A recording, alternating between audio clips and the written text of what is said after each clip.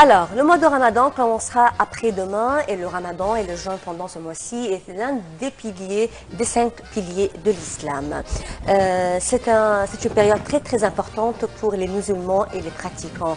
Pendant ce mois de jeûne, on doit purifier son corps et son esprit. Mais est-ce que tout le monde peut-il le pratiquer? Est-ce qu'il y a des contre-indications? Est-ce qu'il y a des effets positifs et négatifs sur le corps? On va parler de ce sujet avec notre invité, Dr Magda Amer, consultant en médecine alternative. Bonjour, Dr Magda. Vous êtes la bienvenue. Ça va. D'accord. On commence tout de suite par, en général, est-ce qu'il y a des effets positifs du jeûne sur le corps?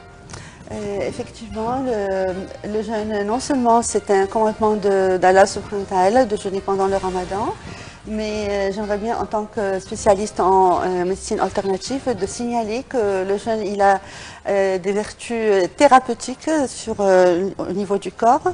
Et là, je mentionne que Hippocrate, c'est un médecin grec, et il a signalé que le jeûne et la nutrition saine est un moyen le plus rapide pour accélérer la guérison. Ainsi, on dit en arabe, c'est-à-dire rien que par s'abstenir de manger pendant un certain temps et de se nourrir de tout ce qui est très sain et naturel, ceci accélère la guérison. J'explique comment, parce que d'après la médecine alternative, on appelle la force vitale. C'est une force naturelle que Allah a incorporée dans notre corps, qui se dirige vers le lieu de maladie et ainsi il y a une réaction du corps contre la maladie. Par exemple, le vomissement, la diarrhée, il y a une infection par exemple, et la température quand elle s'élève, pareil, ça c'est une réaction du corps naturelle, sans prendre aucun médicament.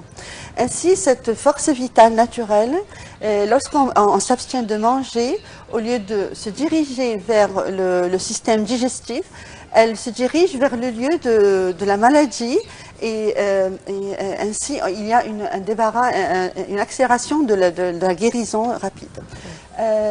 Toutes les glandes lymphatiques, le foie, les poumons, etc., ils jouent un rôle dans la détoxification du corps. Et comme symptôme, on voit par exemple la langue, il y a une couche blanche sur la langue. C'est un phénomène qui nous prouve que notre corps est en état de détoxification et qu'il y a une accumulation de toxines sur la langue. Ainsi, il faut se brosser la langue, par exemple. Aussi, la perspiration, on peut voir une odeur désagréable.